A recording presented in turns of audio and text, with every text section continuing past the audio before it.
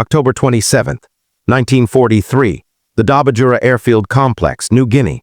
The time is 0600 hours. The sun has not yet risen over the Owen Stanley Mountains, but the heat is already rising. It is a wet, suffocating heat that clings to the skin and makes every breath feel heavy. The air smells of rotting jungle vegetation, stale sweat, and the sharp, chemical sting of 100-octane aviation fuel. In the semi-darkness of the flight line, shadows are moving. They are the mechanics, the ground crews, the unsung heroes of the war. They move with a tired efficiency, their boots squelching in the mud that covers everything in this godforsaken place. They are waking up the beasts. The beasts are the Lockheed P-38 Lightnings. Sitting on the perforated steel planking of the runway, these machines look like creatures from a science fiction novel. They do not look like the other fighters of World War II. They do not have a single fuselage with a propeller on the nose like the P-40 Warhawk or the Japanese Zero. No, the P-38 is a monster. It is a twin-boom, twin-engine heavy fighter. It spans 52 feet from wingtip to wingtip. It weighs over 15,000 pounds, fully loaded with fuel and ammunition. It is clad in polished aluminum that will soon gleam blindingly in the tropical sun. In the nose of the central pod, clustered together like the fist of a boxer, are 450 caliber Browning M2 machine guns and 120mm Hispano cannon. This is not a defensive arrangement. This is a weapon designed for one thing: pure, concentrated destruction. When a pilot presses the trigger, this cluster of weapons acts like a chainsaw, sawing through metal, glass, and flesh with terrifying speed. But on this particular morning, the pilots walking towards these magnificent machines do not look like conquerors. They look exhausted. They look anxious. Captain Thomas Lynch walks towards his aircraft. He drags on a cigarette, the ember glowing in the dawn light. He kicks the mud off his boots before climbing up the ladder. He looks at the massive Allison V-12 engines, fitted with turbo superchargers that can take this plane to the edge of the stratosphere. He should feel invincible. He is flying the fastest, most powerful fighter the United States Army Air Forces has ever built. But Captain Lynch is afraid. It is a cold, hard knot of fear that sits in his stomach, right beneath his ribs. It is the same fear that grips every man in his squadron, because they know something that the newspapers back home do not report. They know something that the recruitment posters do not show. They know that the P-38 Lightning is broken. They know that up there in the infinite blue expanse of the Pacific sky, there is an enemy that is waiting for them. An enemy that has turned their technological marvel into a death trap. The Mitsubishi A6M0. For 2 years, the Zero has been the undisputed king of the Pacific. To the Allied pilots, it has attained a mythical status. It is a ghost. It is a demon. It is a machine that seems to defy the laws of physics. The Zero is built from a secret aluminum alloy called extra super duralumin. It is incredibly light. It has no armor plating to protect the pilot. It has no self-sealing fuel tanks. It is essentially a flying gas tank with wings and guns, but this lack of protection gives it a terrifying advantage: agility.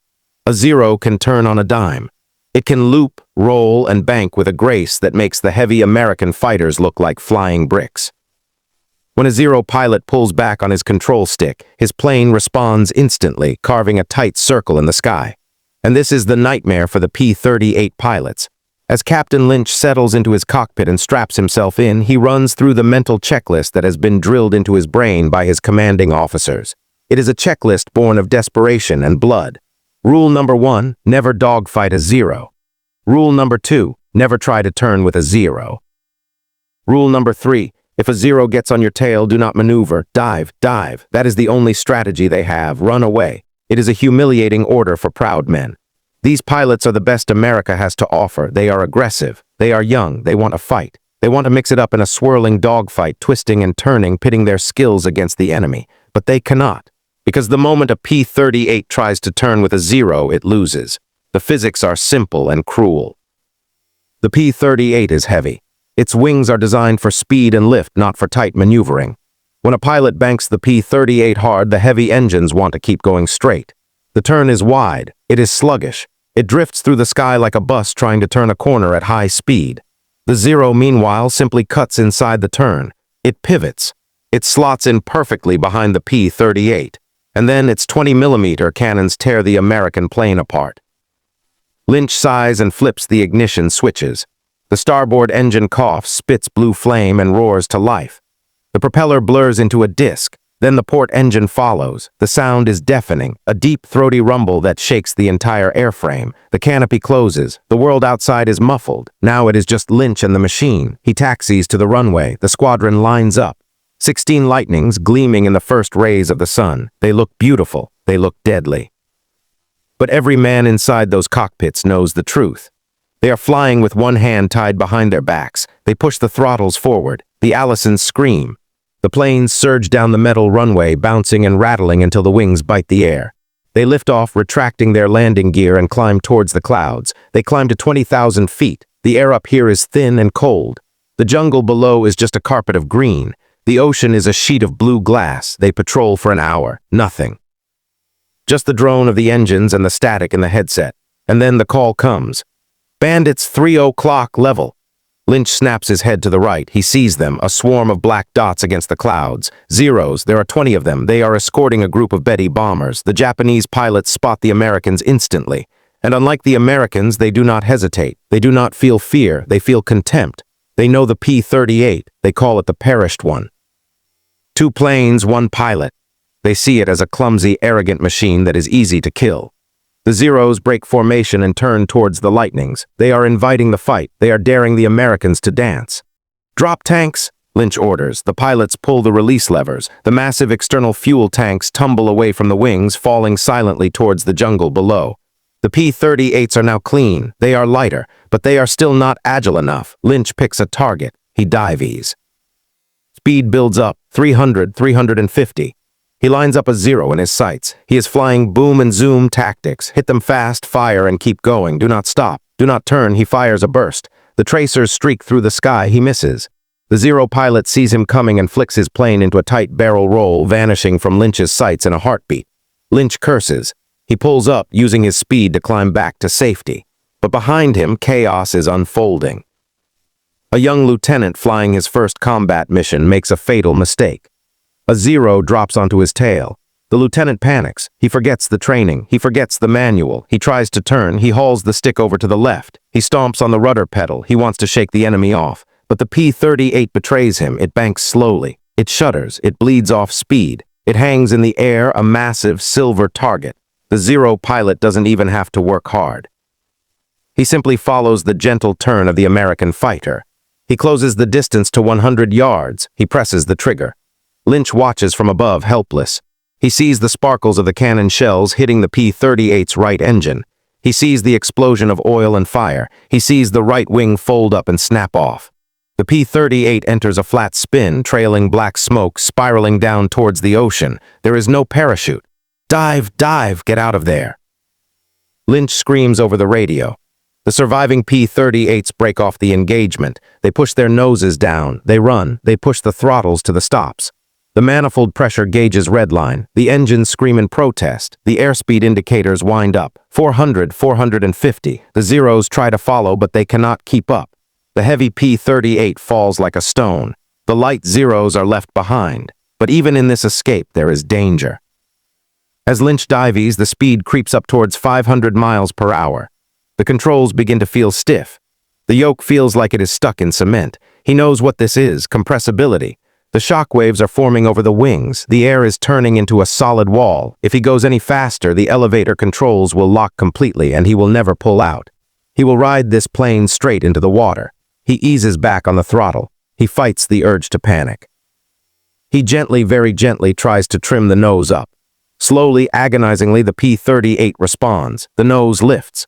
The horizon comes back into view. He levels out at 2,000 feet, his heart pounding against his ribs like a hammer. He is safe. But he is defeated. They fly back to Dabajura in silence. No one speaks on the radio. There is nothing to say. They have superior numbers. They have superior technology, but they have lost. They land one by one. The ground crews run out, eager to hear the stories, eager to count the victories. But they stop when they see the pilots' faces. Lynch climbs down from his cockpit. His flight suit is soaked in sweat. His hands are shaking so badly he can barely light a cigarette. He looks at his plane. He looks at the bullet holes in the tail. He looks at the empty space on the flight line where the lieutenant's plane should be. He kicks the tire of the P-38 in frustration. "It's a brick," he mutters. It's a goddamned flying brick. That night the officers' club is somber. The men drink warm beer and stare at the wall. They are demoralized. They know that tomorrow they have to go up and do it all again. They have to face the zeros, and they have to run away. But in the maintenance hangar, away from the officers, away from the despair, something is happening. A technical sergeant is working late. He is not drinking. He is not sleeping. He is staring at the wing of a P-38. He is holding a technical manual in one hand and a pair of wire cutters in the other. He is reading the section on the Fowler flaps. The manual says, warning, do not deploy flaps above 150 miles per hour. Structural failure will occur. The sergeant reads it again. Then he looks at the massive steel tracks that the flaps slide on. He looks at the hydraulic rams. He thinks about the pilots who died today. He thinks about the lieutenants spinning into the sea. Structural failure, he whispers to himself. Maybe the engineers are wrong. He climbs up onto the wing. He opens the access panel to the flap control mechanism. He knows that if he does what he is thinking of doing, he could be court-martialed. He could be sent to prison. Or worse, he could kill a pilot if his idea fails. But he also knows that if he does nothing, the zeros will keep winning. The boys will keep dying. He takes a piece of heavy-gauge safety wire from his pocket. He looks at the control lever in the cockpit. He has an idea, a stupid, simple, reckless idea. He is going to rig the flaps so that the pilot can deploy them during combat, not all the way, just a little bit. Just enough to change the shape of the wing, just enough to make the brick turn. He starts to twist the wire. Outside, the jungle insects are screaming in the darkness. The war is raging. But inside this small cockpit, under the dim light of a flashlight, the tide of the Pacific War is about to turn. Not with a new weapon, not with a new strategy, but with a piece of wire and a mechanic who refuses to follow the rules. The hangar at Nadzab is quiet. The heavy tropical rain that hammered the tin roof all evening has finally stopped, leaving behind a silence that feels thick and ominous. Inside the cockpit of P-38 number 110, Technical Sergeant Mike Grease Connor is sweating. He is bent double under the instrument panel, his flashlight held between his teeth. The air inside the small space smells of old leather, aluminum, and fear. He is doing something that is strictly forbidden by the United States Army Air Forces. He is tampering with the flight control systems of $1 million fighter plane without a work order, without authorization, and without the approval of the Lockheed engineers. If an officer walks in right now, Connor will be court-martialed. He will lose his rank. He might even go to prison, but Connor doesn't care. He has written too many condolence letters. He has packed up too many personal belongings of dead pilots, photos of wives, lucky coins, half-finished packs of cigarettes. He is tired of death. In his grease-stained hand, he holds a piece of stiff, heavy-gauge safety wire. It is not a high-tech component.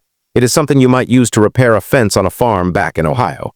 But in the mind of this mechanic, this wire is the difference between life and a fiery death in the jungle.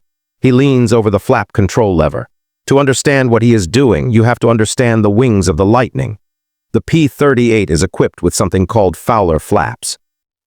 These are not simple hinged flaps like you see on other planes. These are massive slabs of metal that slide backwards on steel tracks.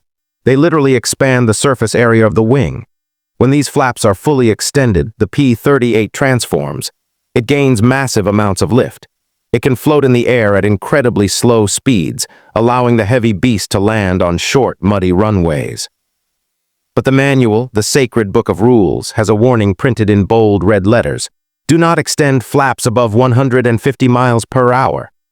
The engineers at Lockheed calculated that if these massive flaps were deployed at combat speeds, 300 miles per hour or more, the air resistance would act like a brick wall. The hydraulic rams would burst. The tracks would snap.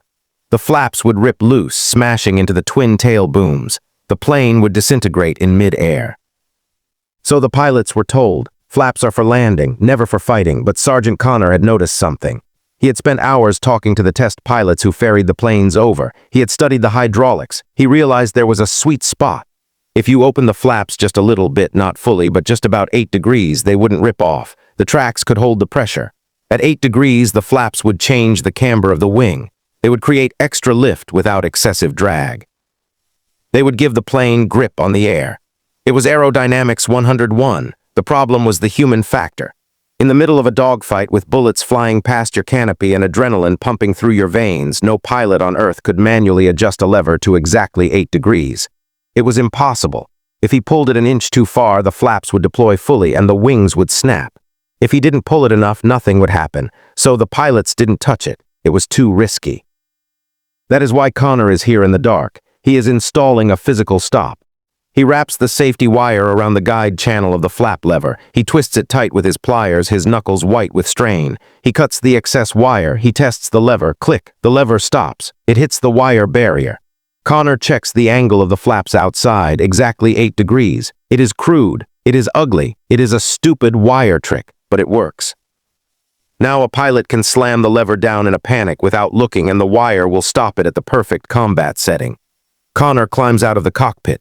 He wipes his hands on a rag. He looks at the plane. It looks the same as it did yesterday, but inside it has changed. It is no longer just an interceptor. It is a trap waiting to be sprung. "What the hell are you doing, Sergeant?" Connor freezes. He turns around. Captain Thomas Lynch is standing in the hangar door.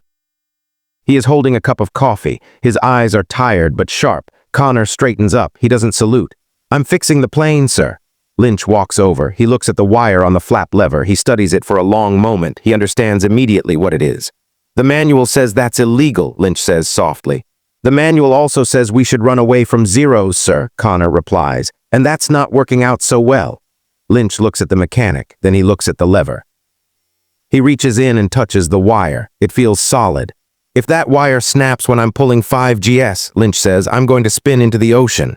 "It won't snap, sir," Connor says. "I use double twists. It'll hold." Lynch takes a sip of his coffee. He looks out at the dark runway. He thinks about the mission tomorrow. He thinks about the brick. "Fuel it up," Lynch says. "I'm taking it up now." "Now, sir, it's still dark." "Fuel it up, Sergeant." 20 minutes later, the P-38 taxis to the runway. The blue flames of the exhaust flicker in the pre-dawn light. Lynch pushes the throttles forward. The plane surges ahead, lifting off the mud and climbing into the gray sky. Lynch climbs to 15,000 feet. He is alone.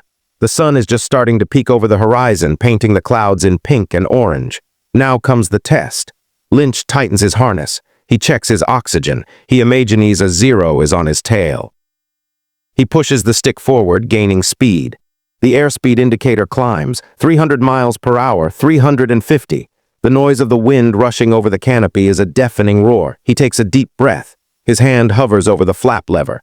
"Here goes nothing," he whispers. He slams the stick hard to the left and kicks the rudder pedal.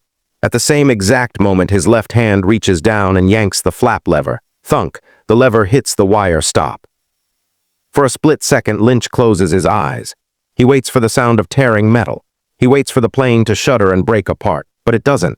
Instead, he feels a massive jolt. It feels like a giant hand has reached out of the sky, grabbed the plane, and shoved it sideways. The G-forces hit him instantly. It's not the slow, sluggish buildup he is used to. It is violent. His head snaps to the side. His vision grays out at the edges as the blood is forced from his brain into his feet. He fights to keep his eyes open. He looks at the horizon. It is spinning. The P-38 is turning, and it is turning fast. It is digging into the air. The wings are biting. The flying brick is pivoting on its wingtip like a ballerina. Lynch holds the turn. He pulls harder on the stick. The plane responds instantly. There is no drift, no slide. He reverses the turn. He slams the stick to the right. The flaps retract and redeploy. The response is crisp, sharp, beautiful. Lynch laughs into his oxygen mask. It is a laugh of pure hysterical relief. "You beautiful son of a bitch," he shouts. He dives, he climbs, he loops. He throws the heavy fighter around the sky like it is a toy. The wire holds, the flaps hold, the physics works. He realizes the truth. The engineers were wrong. The manual was wrong. The plane wasn't broken. It was just leashed. And Sergeant Connor has just cut the leash. Lynch brings the plane back to Nadzab. He lands hot, taxiing fast, not waiting for the ground crew to guide him in. He shuts down the engines and jumps off the wing before the propellers have even stopped spinning. Sergeant Connor is standing there, a look of terror on his face, afraid that the test had failed, afraid that he had just killed his captain. Lynch walks straight up to him. He is grinning like a madman. He grabs the mechanic's oily hand and shakes it. "It works," Lynch says, his voice shaking with adrenaline. "It turns like a zero. I swear to God, Mike, it turns like a zero." News of the wire trick spreads through the squadron like wildfire. It isn't an official order. There is no memo from headquarters. It is a secret passed from pilot to pilot, mechanic to mechanic. That night, the hangars are buzzing with activity. There are no orders to sleep. Every mechanic is working. Spools of safety wire are borrowed from supply depots. Flashlights beam in the darkness. One by one, the P-38s are modified. The combat flap is born, not in a wind tunnel in California, but in a muddy hangar in New Guinea. But the Japanese do not know this. High above at the Japanese base in Rabaul, the Zero pilots are sleeping soundly. They are confident.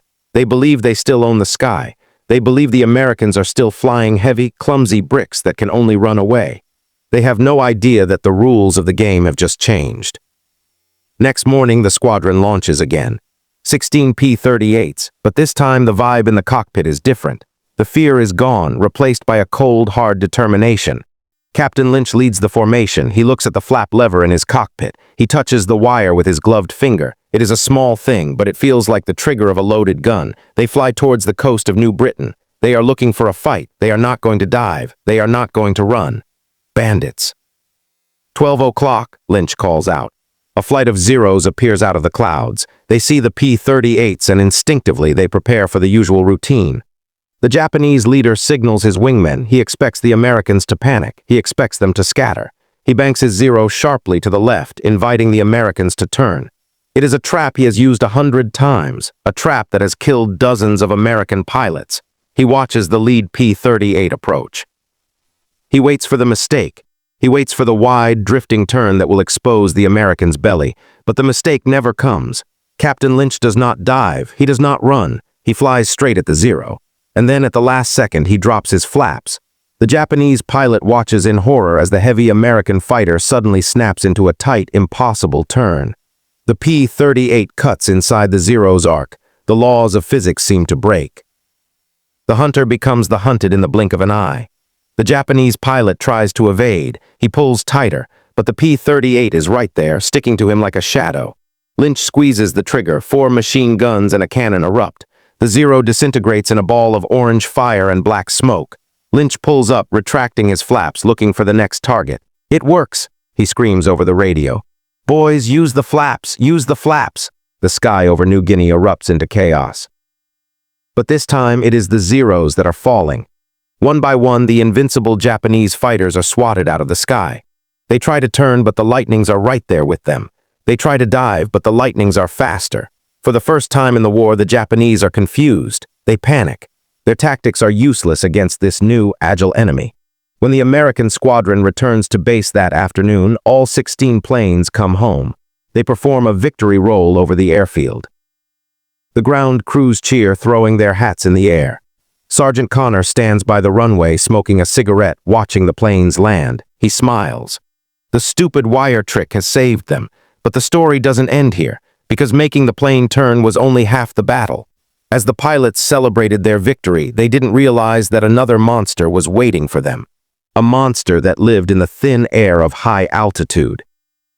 A monster that froze the controls and sent pilots to their graves in supersonic dives. The wire trick fixed the turning, but the death dive was still waiting. And to fix that, they would need more than a piece of wire. They would need a man who was crazy enough to dive a plane straight into the ground and pull out at the last second.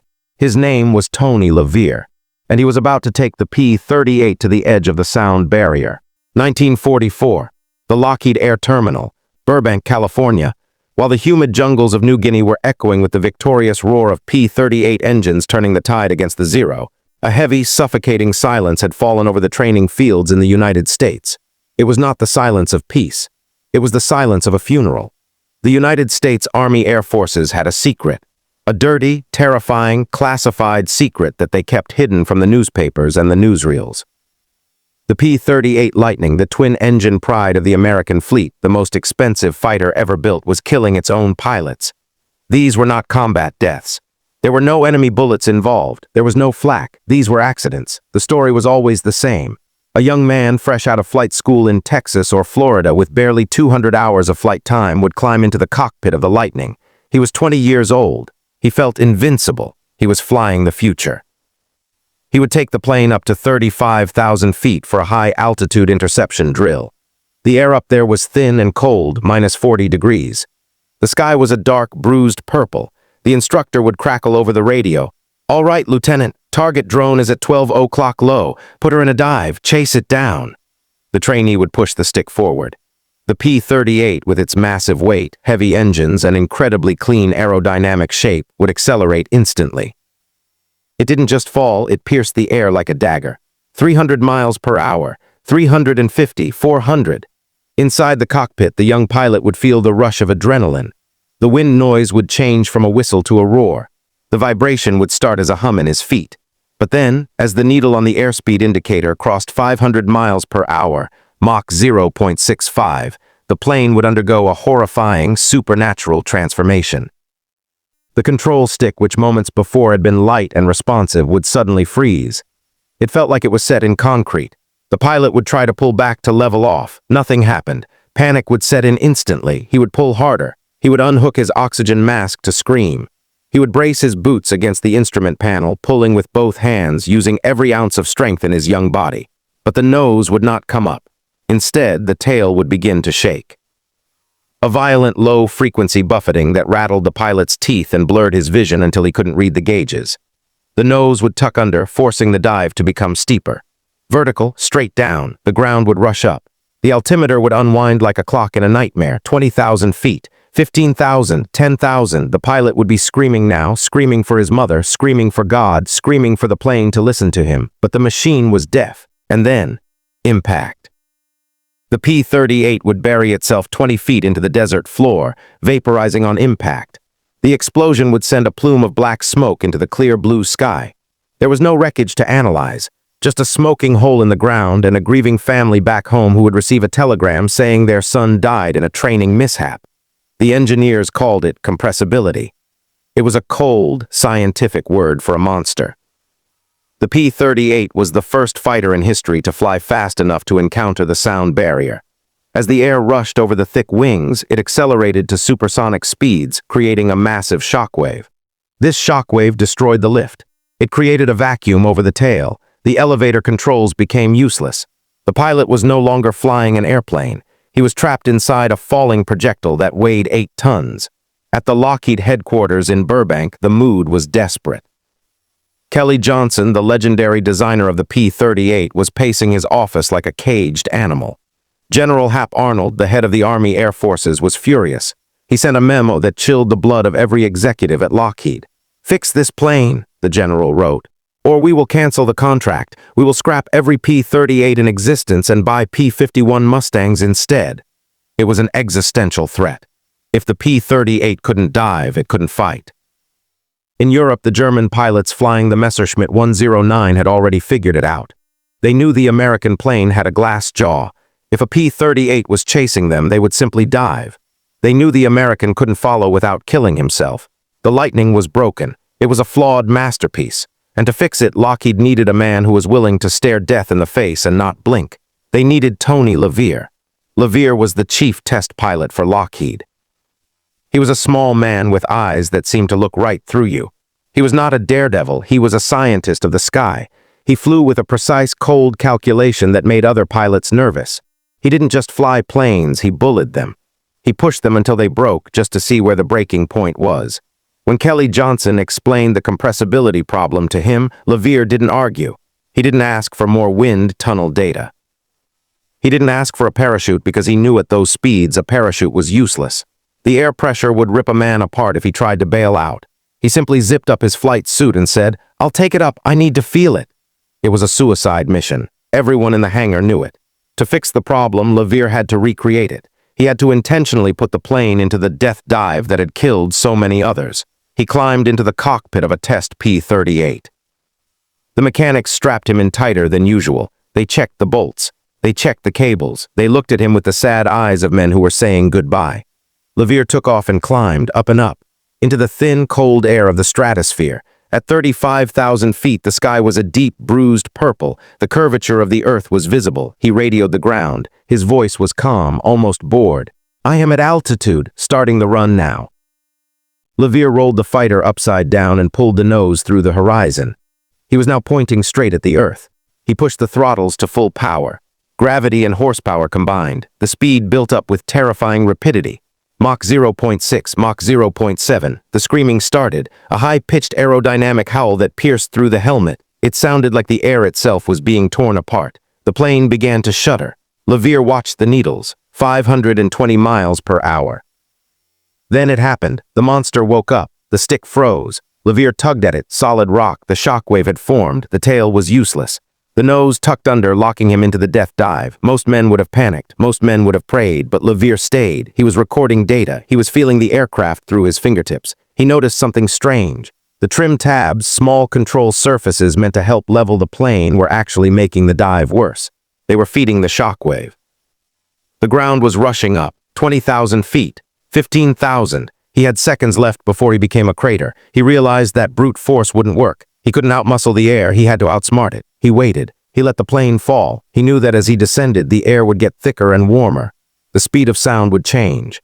At the last possible second, at 7,000 feet, as the shockwave shifted slightly in the denser air, LeVier felt a tiny bit of response in the stick.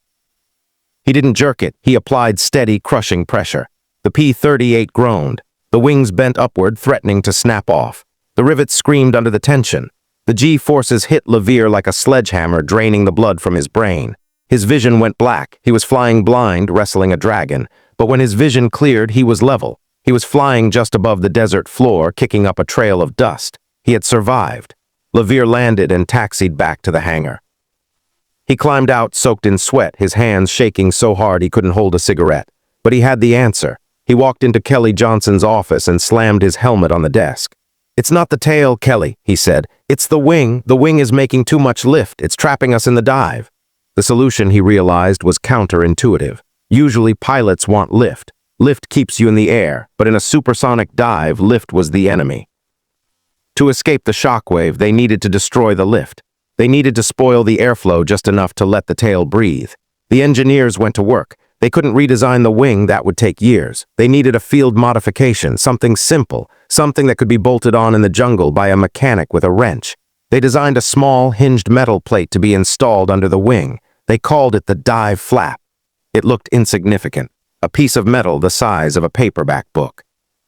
But the idea was that when the pilot hit a button, these flaps would pop down into the airstream. They would create controlled turbulence. This turbulence would disrupt the supersonic airflow, breaking the shockwave's grip on the tail. It was a brilliant theory, but theories don't save lives. Someone had to test it. Once again, Tony LeVier climbed into the cockpit. Once again, he climbed to the roof of the world. Once again, he pointed the nose at the ground and dove. The engineers on the ground held them. They crowded around the radio speaker, listening to the static, waiting for the scream of the dive to end in a crash. They smoked chain cigarettes. No one spoke. At 30,000 feet, LeVier hit 500 miles per hour. The controls froze. The shuddering began. The death dive had him. "Deploying dive flaps," LeVier's voice crackled over the radio. He pressed the button. There was a thump. The small metal plates extended into the airstream. The effect was magical. The nose of the plane instantly lifted. The stick came alive in his hands. It was as if the chains holding the plane had been snapped. The death grip of the shockwave was broken. LeVier pulled back gently. The P-38 pulled out of the dive in a smooth, graceful arc. No terror, no struggle, just total control. "It works," LeVier said calmly. "Send them out." The factories in Burbank went into overdrive. Thousands of dive flap kits were manufactured. They were rushed to Europe and the Pacific. They were prioritized over food and ammunition. Mechanics worked around the clock, drilling holes in wings, installing the flaps under the light of lanterns. Pilots were briefed. "If you get into a dive, hit this button, it will save your life." The effect on the war was immediate. Let's go to the skies over Germany. Late 1944. A German pilot in a Messerschmitt Bf 109 spots a P-38 behind him. He smiles. He knows the American plane is fast, but he knows its weakness. "I will dive," the German thinks. He cannot follow. The German pushes his stick forward. He dives towards the earth, reaching speeds of 500 miles per hour. He looks in his rearview mirror, expecting to see the empty sky as the American pulls away. Instead, he sees a nightmare. The twin booms of the P-38 are still there, growing larger. The American is following him into the dive. He is stable. He is controlled. The 50 caliber machine guns in the nose are flashing. The German pilot never understood what hit him. He died wondering how the Americans had rewritten the laws of physics. The P-38 Lightning had conquered the air. It could turn with the Zero in the Pacific thanks to the wire trick. It could dive with the Luftwaffe in Europe thanks to the dive flaps. The death trap had become the fork-tailed devil. The machine was finally perfect. The flaws were fixed. The engineers and the test pilots had done their job. They had taken a broken giant and turned it into a masterpiece. Now, it was time for the hunters to take over. The stage was set for the greatest air aces in American history. Men like Richard Bong and Tommy McGuire, men who would take this perfect weapon and paint the skies with the wreckage of the enemy.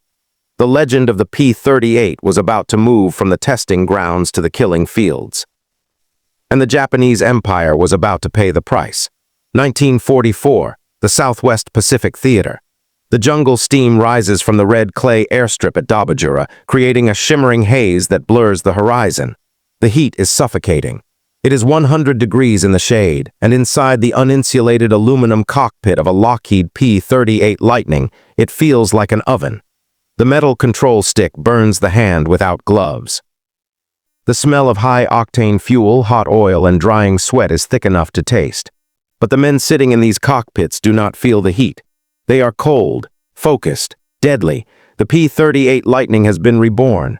The wire trick has unlocked its turning ability, allowing it to dance with the zeros. The dive flaps have unlocked its speed, allowing it to dive without freezing. The machine is now perfect. It is the ultimate predator of the Pacific skies. But a machine, no matter how perfect, is just a collection of rivets, wires, and pistons until a human hand touches the throttle. The weapon was forged. Now it needed a master. And in this hellish corner of the war, amidst the malaria and the mud, two men rose to claim that title. They would become the greatest pilots in American history. But they were not friends. They were rivals. And their competition would paint the skies red with the wreckage of the Japanese Empire. In one corner, there was Major Richard Bong. To look at him, you would never guess he was a killer. He was a farm boy from Poplar, Wisconsin, a town so small it barely appeared on the map. He had a round, innocent, cherubic face. He spoke softly, barely raising his voice above a whisper. While other pilots spent their nights at the officers' club, drinking whiskey, playing poker, and boasting about their kills, Richard Bong sat on his cot in a canvas tent. He washed his own socks in a bucket. He wrote letters to his mother. He played bingo. On the nose of his P-38, he didn't paint a terrifying skull or a snarling shark mouth. He painted the face of his girlfriend. Her name was Marge. But when Richard Bong climbed into that cockpit and closed the canopy, the farm boy vanished. In his place was a prodigy, a virtuoso of violence. Bong flew the P-38 with a grace that engineers couldn't understand. He didn't use violent maneuvers. He didn't pull high-G turns just to show off. His philosophy was brutally, chillingly simple. He once told a reporter, "I am a bad shot. I can't hit anything from far away, so I just fly up until I can see the pilot's face. Then I pull the trigger." Bong used the P-38's superior speed to close the gap instantly. He would dive into a formation of zeros, pick a target, and fly so close that he would often fly through the debris of the exploding enemy plane. He would return to base with pieces of Japanese aluminum stuck in his own radiator, soot on his windshield, and a shy smile on his face. In the other corner, there was Major Thomas McGuire. McGuire was the opposite of Bong in every conceivable way.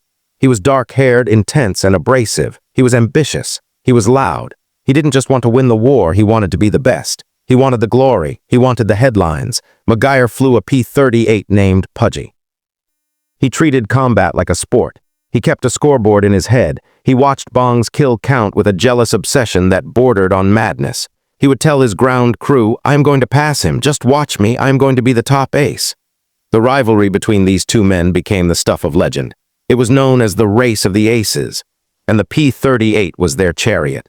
With the new combat flaps installed, they terrorized the Japanese Air Force. Picture the scene over the Philippines in late 1944. A massive dogfight erupts. The sky is filled with black smoke from flak bursts and the white trails of tracers. McGuire leads a flight of 4 Lightnings. They spot a squadron of Japanese Oscars. In 1942, the Americans would have run away. But this is 1944. McGuire calls out, "Drop flaps." The 4 P-38s extend their maneuvering flaps to the 8-degree combat setting. They bank hard. The Japanese pilots are shocked. They expect the heavy Americans to drift wide to struggle. Instead, the Lightnings cut inside the turn. The P-38s use their massive twin engines to power through the maneuver, defying gravity. McGuire lines up a target. He fires. The 20mm cannon shreds the enemy wing. He pulls up, using the vertical power of the Lightning to hang in the air, scanning for the next victim. Meanwhile, Richard Bong is fighting his own war. His kill count is climbing. 21, 22, 25. He is approaching the magic number, 26. That was the record set by Eddie Rickenbacker in World War I. For 25 years, it stood as the impossible peak of American aviation. No one thought it could be broken. It was the Holy Grail. The Army Air Forces realized that Richard Bong was too valuable to lose. He was a national hero. His face was on newspapers back home. If he died, it would crush the morale of the American public. So the generals made a decision. They grounded him. They told Bong, "You are done, you have done your duty, you are going home to sell war bonds, no more combat, no more danger." McGuire saw his chance. With Bong out of the sky, the title was his for the taking. He flew mission after mission. He pushed himself to the brink of exhaustion. He flew when he was sick with dysentery. He flew when he was so tired his hands shook. He racked up kills with a ferocious hunger. But Richard Bong was not a man who could sit behind a desk and smile for cameras. He was miserable. He belonged in the air. He begged General Kenny to let him go back to the front. Finally, the general agreed, but with a strict condition. "You can go back," the general said, "but only as a gunnery instructor. You are allowed to fly to observe the new pilots. You are not allowed to shoot. You are not allowed to engage the enemy. Do you understand?" Bong nodded. "Yes, sir, I understand." It was the biggest lie of the war. Bong returned to New Guinea. He would take off with the rookie pilots, supposedly to observe their technique. But inevitably they would run into Japanese planes, and inevitably Richard Bong would forget he was an instructor. The reports from those missions were comical. A rookie pilot would land wide-eyed and say, "I was trying to line up a zero, and suddenly it just exploded. I don't know who shot it." Bong would land his plane a few minutes later, smiling innocently. The mechanics would run to his plane.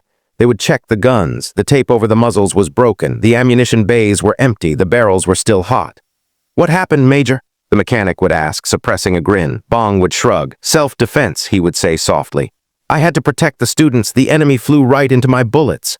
In this non-combat role, Richard Bong shot down at least 3 more enemy planes. The general knew it. The squadron knew it. But no one stopped him. He was unstoppable. Finally, the day came. April 12, 1944.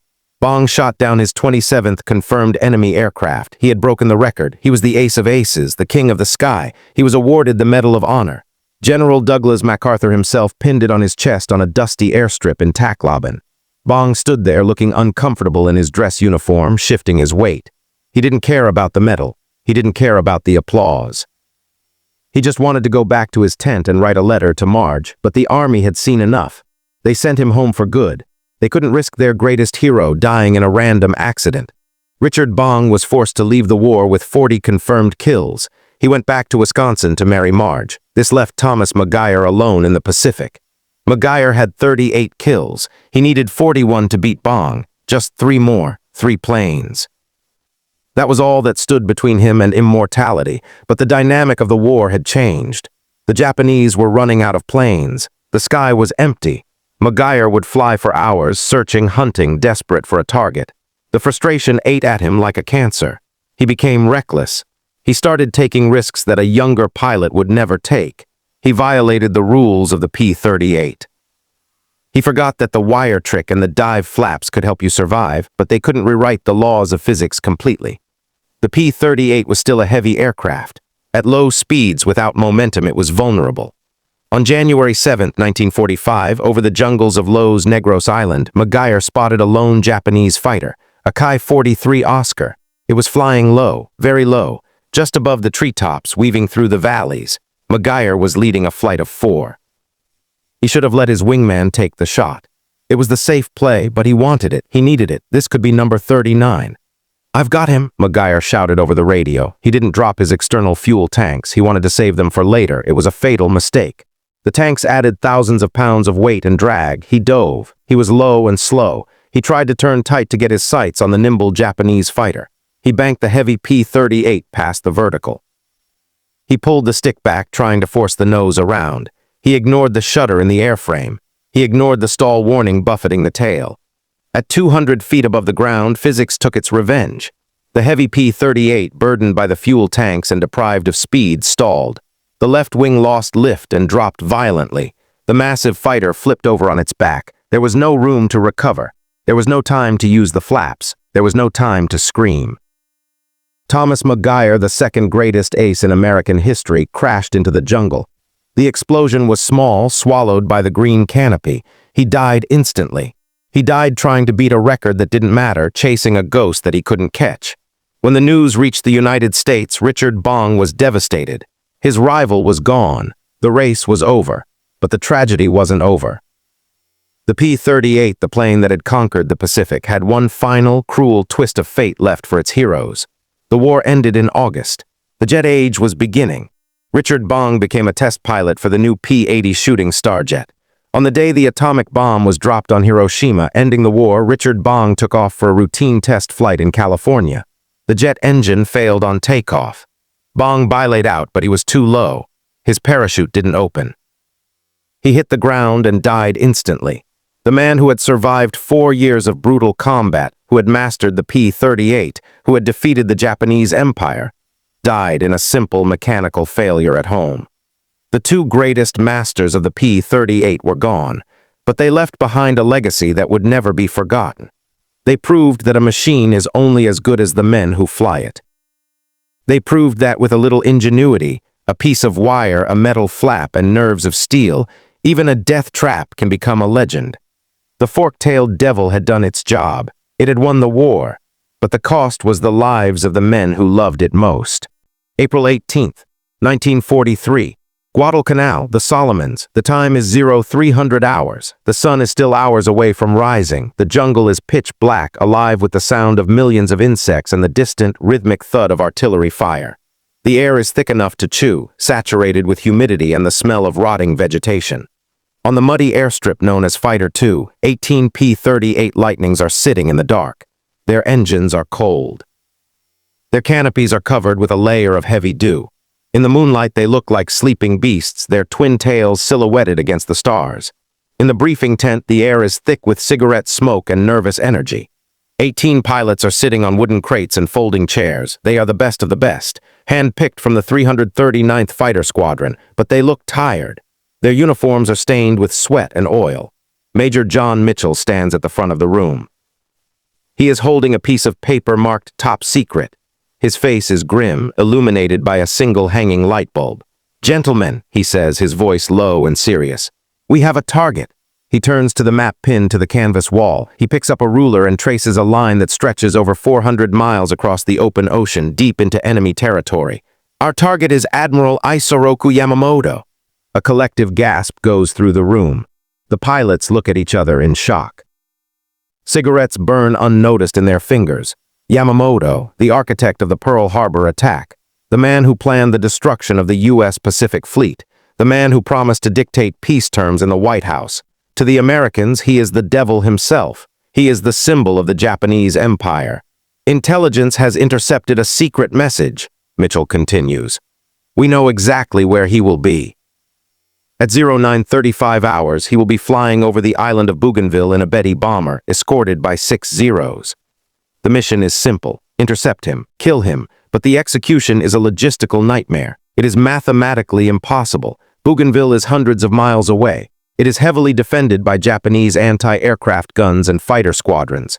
No fighter plane in the American arsenal has the range to fly there, fight, and fly back. The P-40s can't do it. The Wildcats can't do it. The Corsairs can't do it.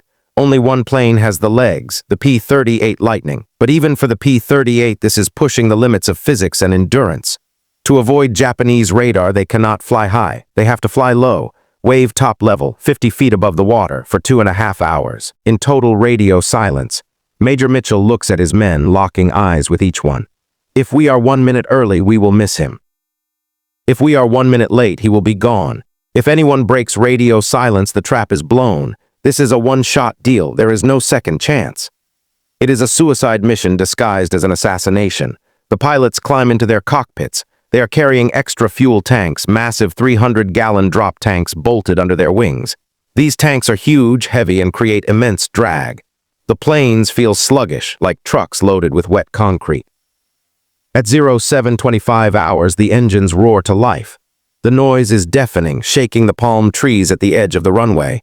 One by one, the Lightnings struggle into the air. One plane blows a tire on a piece of shrapnel and aborts. Another develops a fuel leak and has to turn back. Now there are only 16 planes to change the course of history. Major Mitchell leads them out to sea. The flight is agonizing. For 2 hours, there is nothing but the endless, monotonous blue of the Pacific Ocean. The sun rises, beating down on the plexiglass canopies. The cockpits turn into saunas. The pilots are sweating in their flight suits, the salt stinging their eyes. Their arms ache from holding the heavy fighters steady just feet above the crashing waves. They are flying blind. They cannot use their radios to check navigation. They cannot ask for a vector. They are relying entirely on Mitchell's compass, his wristwatch, and his gut instinct. Every pilot is thinking the same thing. Is he really coming? Is this a trap? Are we flying into an ambush? The doubt gnaws at them like a hunger. 0800 hours passes. 0900 hours passes. The tension in the cockpit is suffocating. If they are spotted by a Japanese patrol boat, the mission is over. If a single pilot accidentally keys his mic, the mission is over. 0930 hours. They approach the coast of Bougainville.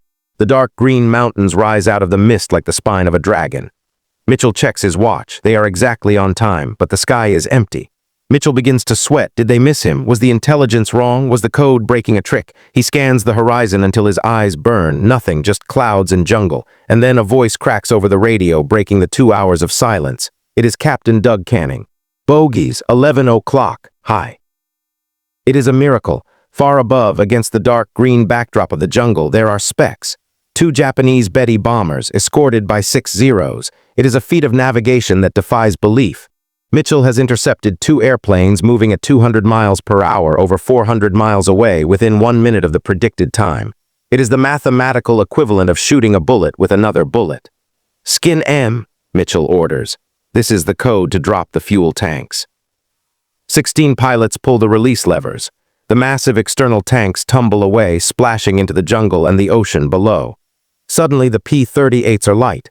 They are clean. They are hungry. The Japanese have no idea they are there. Admiral Yamamoto is sitting in the lead bomber, wearing his dress white uniform, holding his samurai sword between his knees.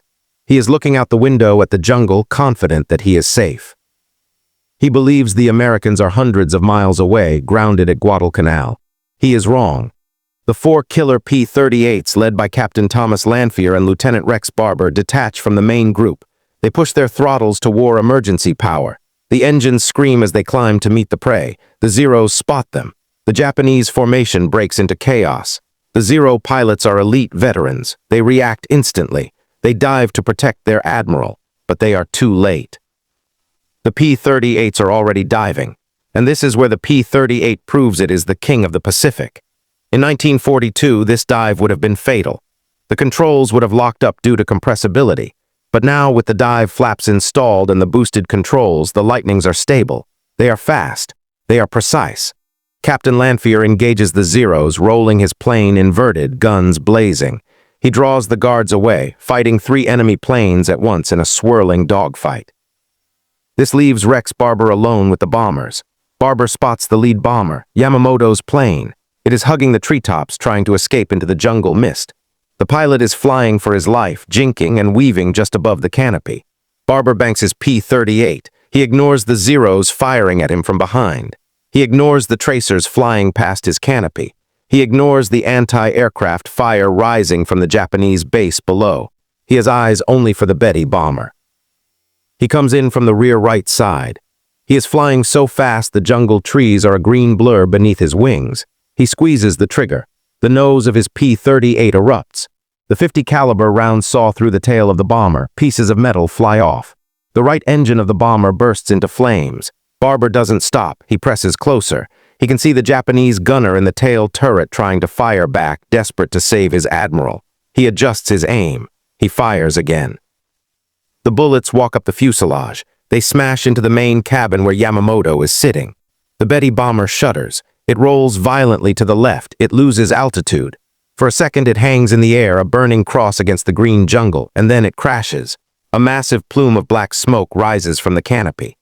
Admiral Isoroku Yamamoto, the man who started the war, is dead, but the fight isn't over. The Zeros are furious. They swarm the Americans like angry hornets.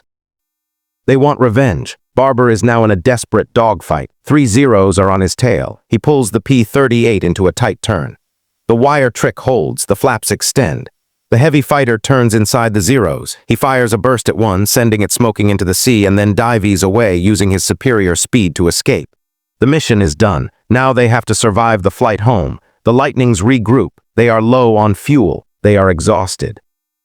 They have to fly another 400 miles back to Guadalcanal. As they approach the airfield, Captain LeVier breaks radio silence. He shouts the code phrase that tells the world they have succeeded. "Pop goes the weasel! Pop goes the weasel!" The ground crews at Guadalcanal go wild. They are cheering. They are throwing caps in the air. The news spreads like lightning through the base. When the planes land, the fuel tanks are almost dry. Some engines sputter and die as they taxi to the parking spots. The pilots climb out, their legs shaking, their faces soaked in sweat. Major Mitchell climbs out of his plane. He looks tired. He looks older than he did this morning. The intelligence officers rush up to him. "Did you get him?" Mitchell nods slowly. "We got him." The death of Yamamoto was a hammer blow to the Japanese Empire. It wasn't just a military loss. It was a psychological catastrophe. The man who was supposed to lead them to victory had been hunted down in his own backyard. The Japanese high command kept it a secret from their own people for weeks. They didn't know how to tell the public. They didn't understand how the Americans did it. Did they have a super plane? Did they have spies everywhere? They didn't know about the code breaking, and they didn't know about the drop tanks. But mostly they didn't understand the P-38 Lightning. They still thought of it as a heavy, clumsy interceptor. They didn't realize that American ingenuity had transformed it. The P-38 had flown a 1,000-mile round trip. It had navigated over open ocean with zero visibility. It had fought off the best fighters in the Japanese Navy, and it had delivered the most important kill of the war. It was the ultimate proof. The death trap was gone. The fork-tailed devil was now the master of the Pacific, but as the war dragged on, the P-38 would face one final challenge. It had conquered the air. Now it had to face its own obsolescence. In the final chapter of this story, we will see how the P-38, having won the war, was rewarded not with parades but with destruction, and how from its ashes the future of aviation would rise. September 2nd, 1945, Tokyo Bay. The sky is a flat steel gray. The waters of the bay are calm, reflecting the silhouette of the mighty battleship USS Missouri. On the teak deck, a Japanese delegation in formal morning coats and top hats stands silently, their heads bowed. Opposite them, General Douglas MacArthur prepares to sign the document that will end the bloodiest conflict in human history. The ink touches the paper. The war is over. As the news flashes across the globe via telegraph and radio, the world erupts. In New York City, a blizzard of confetti buries Times Square.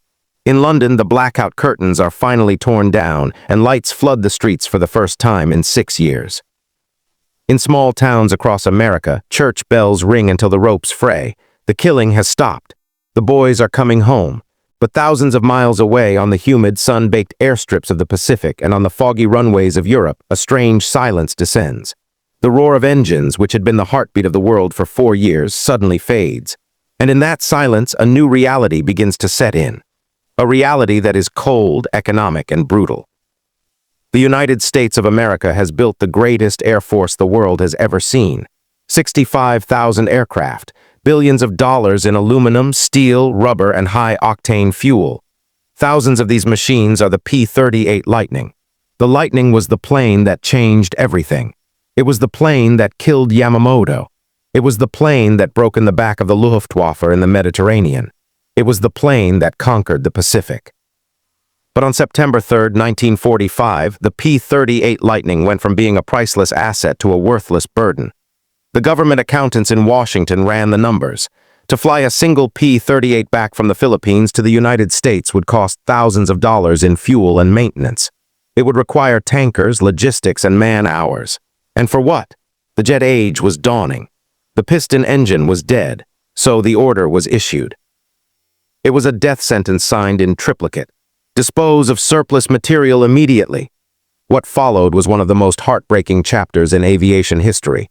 It was a slaughter, not of men but of machines. Let us go to Kingman, Arizona, a vast, dusty expanse of desert. In late 1945, this place became a graveyard. Trains arrived daily carrying thousands of aircraft. B-17 flying fortresses, B-24 Liberators. And row upon row of P-38 Lightnings.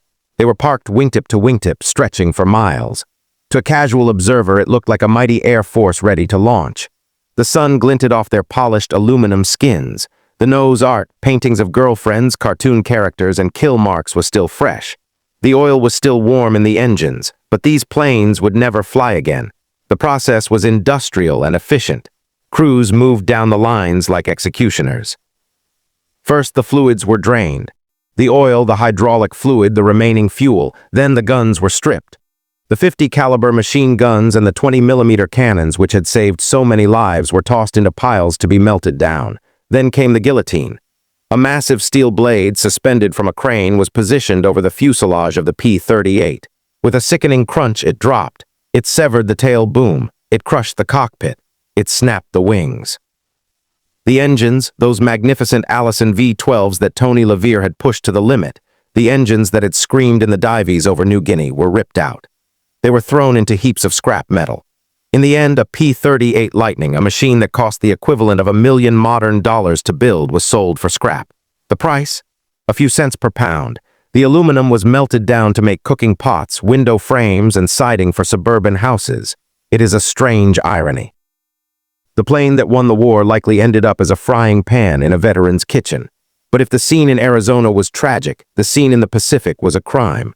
On islands like Biak, Morotai, and Luzon, there were no smelting plants. There were no trains to take the metal away. The cost of shipping the scrap was higher than the value of the metal itself, so the commanders found a quicker solution. They lined the P-38s up on the edge of cliffs.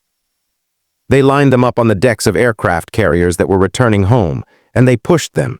Imagine standing on a cliff edge in the Philippines. You watch as a bulldozer lowers its blade against the nose wheel of a P-38. The brakes screech as the tires slide across the coral, and then the plane tips over. It tumbles. It crashes into the water below. Splash. Then silence. Then the next one. And the next one. Hundreds of brand new fighters, some with less than 10 hours on the clock, were drowned in the Pacific. Today, scuba divers still find them. They are ghostly sights. The P-38s sit on the ocean floor, encrusted in coral. Fish swim through the cockpits where heroes once sat. The guns are still loaded, ready to fire at an enemy that no longer exists. They are underwater monuments to a forgotten time. For the pilots, this destruction was agonizing. These men had formed a bond with their machines that civilians could never understand. The P-38 wasn't just metal to them. It was a friend. It was a protector. It was the only thing standing between them and death for 3 years. They had named them. Marge, Pudgy, Scatterbrain. They had talked to them during long flights. They had patted the fuselage after a safe landing. To see them crushed by bulldozers was like watching a murder.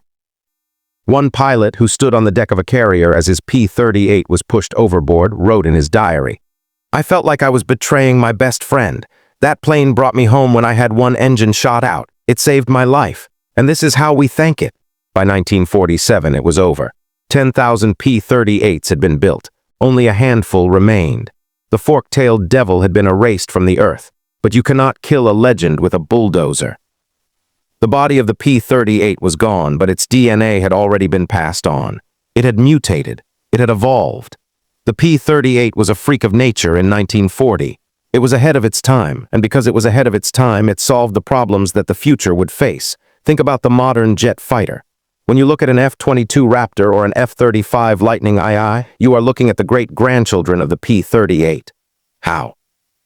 The P-38 was the first fighter to prove the value of tricycle landing gear. Before it, planes dragged their tails. The P-38 stood level. Every modern jet uses this system. The P-38 was the first to use hydraulically boosted controls. It taught engineers that at high speeds, a human pilot is not strong enough to move the ailerons. You need power steering. Today, we call it fly-by-wire. The P-38 was the grandfather of that technology.